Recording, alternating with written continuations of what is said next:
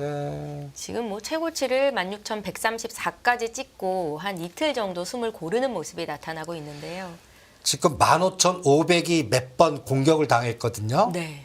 이 15,500선을 얘는 나스닥은 체크해야 됩니다.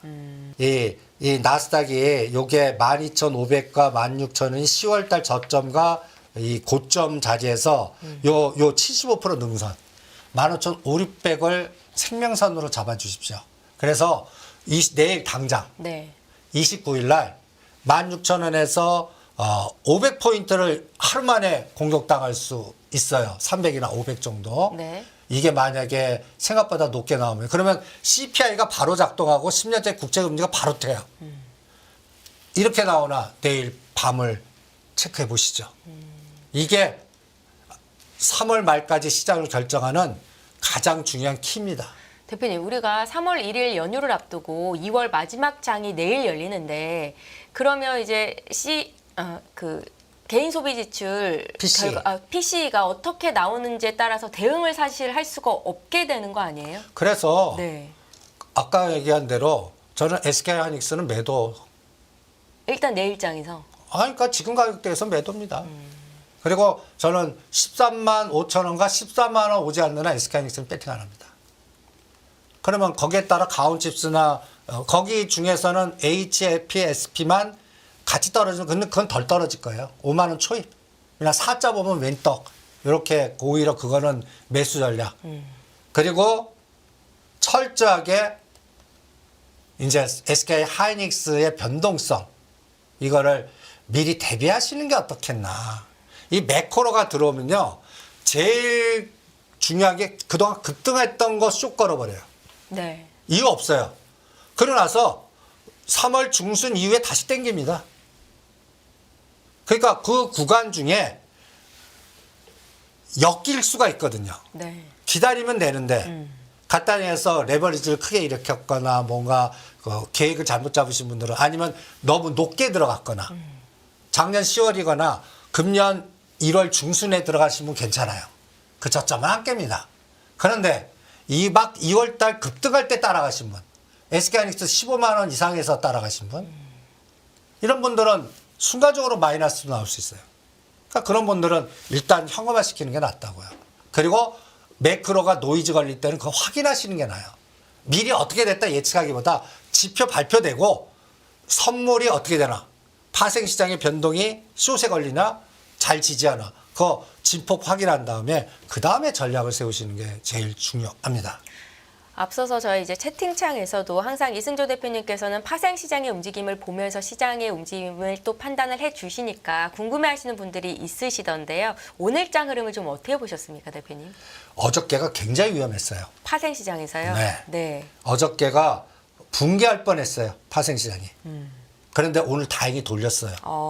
근데 오늘 돌림이 네. 저는 폭탄 제조일 수도 있어요. 아직은 안심할 수가 없는 SK하이닉스 때문에. 이게 이제 A 파동이고 네. 이 16만 원을 돌파 못하고 C가 만약에 21선까지 빠지면요. 이런 거 상상을 해보는 거예요. 추세는 변함없거든요. 그런데 14만 원과 14만 5천 원까지 만약 SK하이닉스가 빠졌다라고 한번 상상을 해보세요. 그러면 엔비디아 750불 깼다는 얘기입니다. 나스닥 15,500을 깼다는 얘기예요.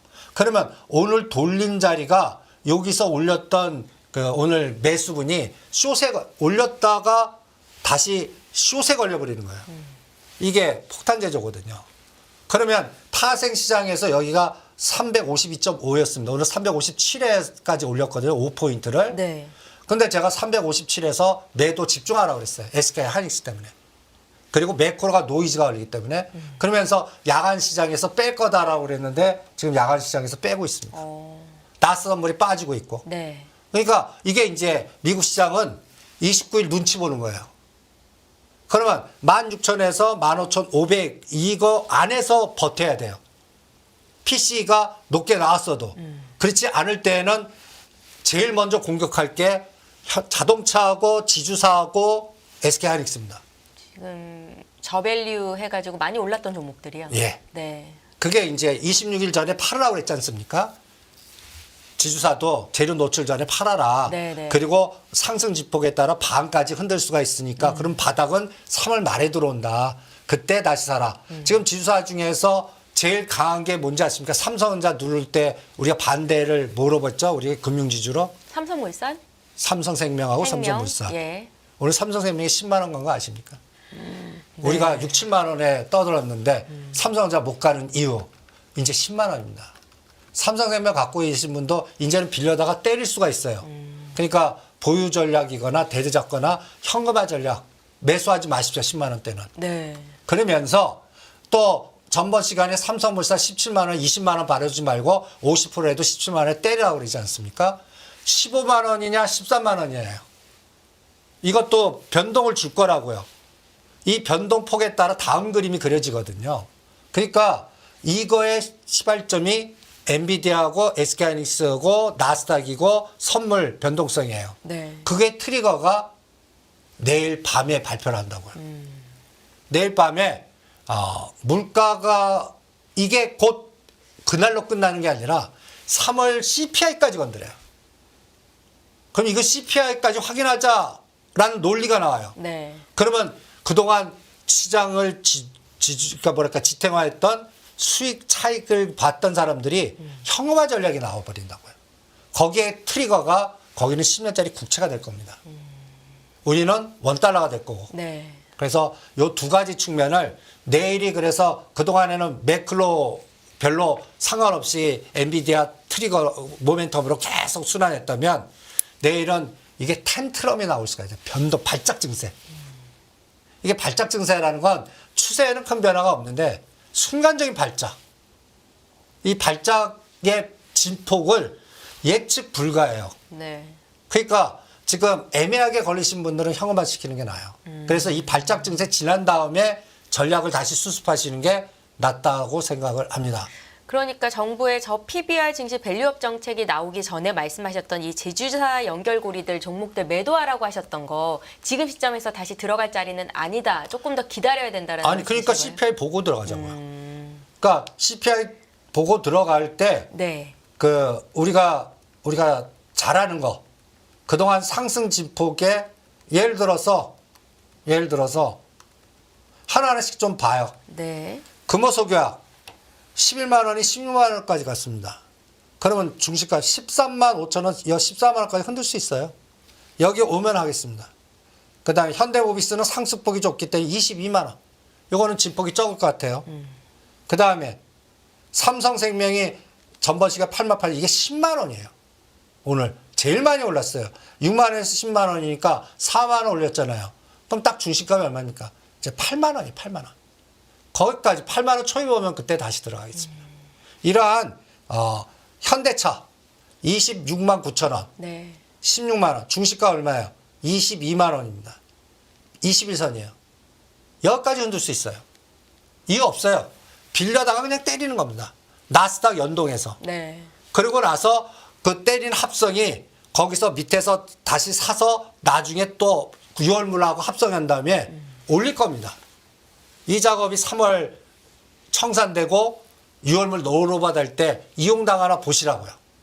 여기 트리거는 10년짜리 국채, 그 다음에 원달러 환율. 원달러 환율, 그러니까 이제 매크로를 떠드는 거예요. 네. 그러니까 매크로 확인 과정이 필요합니다. 그래서 그러면 금융지주도 마찬가지예요. 은행 지주, 하나금융지주, 그동안 올라갔던 거 메리츠 금융지주 제일 많이 올랐지 않습니까? 네. 이런 것들이 빌려다가 때리는 대상이 되는 거죠. 그러니까 이런 것들을 지금 내일부터 3월 12일까지 경계 경보 구간. 그러면 시장은 어떻게 바뀔까요? 시장 바뀔 것 같아요. 어떻게 해요, 대표님? 1월 17일 전에 주도했던 것들이 다시 가는 겁니다. 1월 17일 전에 주도했던 것들이요. 네, 전쟁 관련주, 그 다음에 또 물류라든지 뭔가 그 다음에 방산, 네. 원전. 이게 데이터에선 벌써 보이고 있어요. 제가 어떤 재료가 나올 때 시장에 그 2,000개 종목을 어떤 예를 들어서 엔비디아 발표 딱 들어온 날에 우상향된 거, 우하향된 거 2,000개를 쫙 뿌려갖고 데이터를 모아보거든요. 네. 2월 21일부터 일주일 동안 코스피 200 중에서 어떤 종목이 올라가는지 아십니까?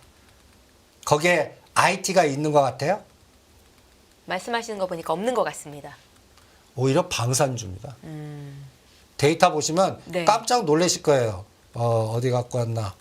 오늘은 제가 데이터 순서가 이게 잘못됐나? 왜 이렇게 찾기가 힘들지? 네.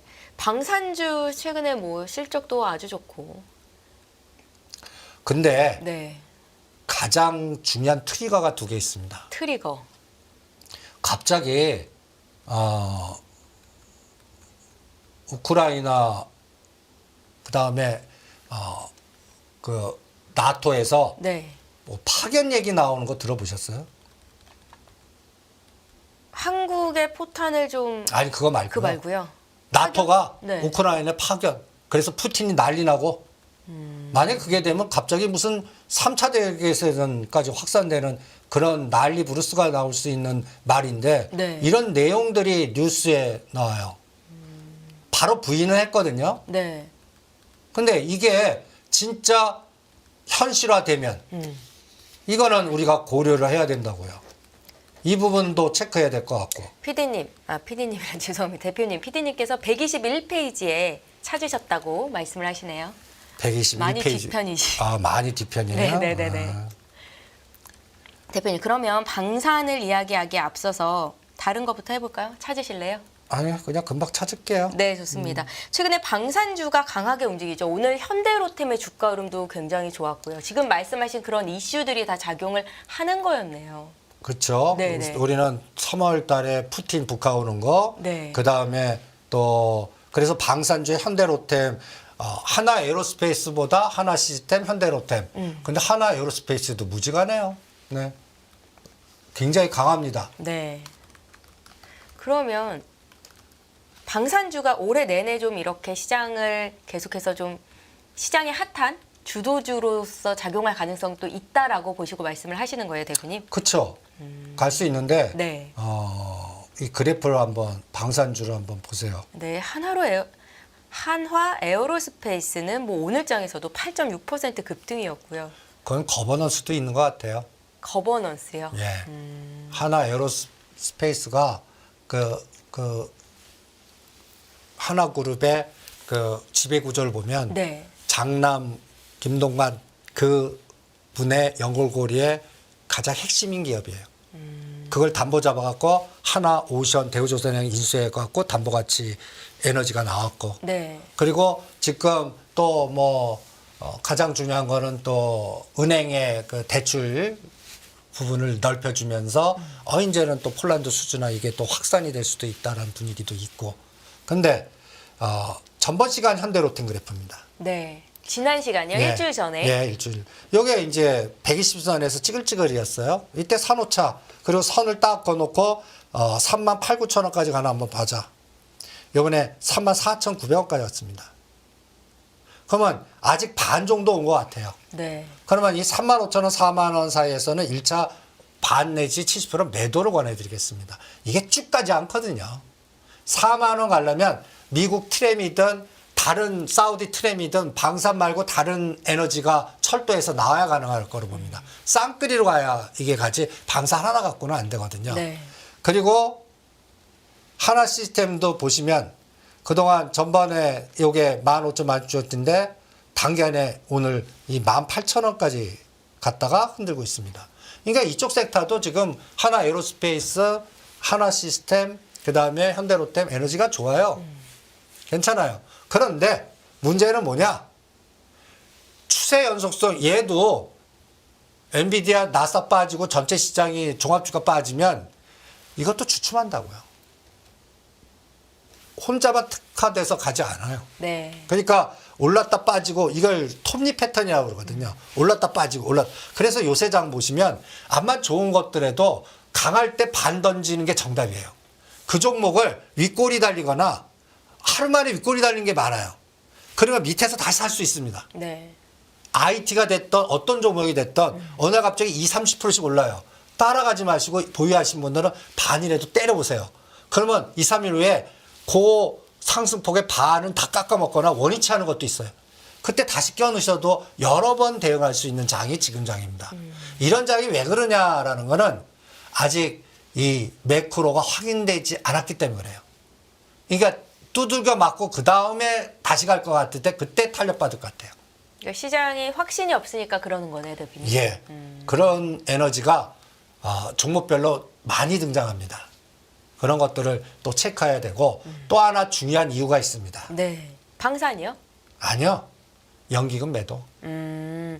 전에 3월 말까지 연기금 포트 비우기가 있을 거다라고 설명을 해 주셨었는데 이제 뭐 다음에 만나면 3월이잖아요. 어떻게 돼가고 있는 건지 이 부분에 대해서 좀 설명 부탁드릴까요? 여러분들 지금 그 끔찍한 주식 갖고 있는 종목들 보시면 네. 다 이유가 연기금 매도입니다. 무슨 얘기냐? 여러분들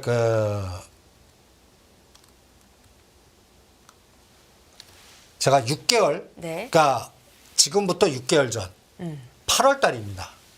장 좋았어요. 나쁘지 네. 않았어요. 그때부터 지금까지 연기금이 매도 상위 종목들을 한번 뽑아볼게요.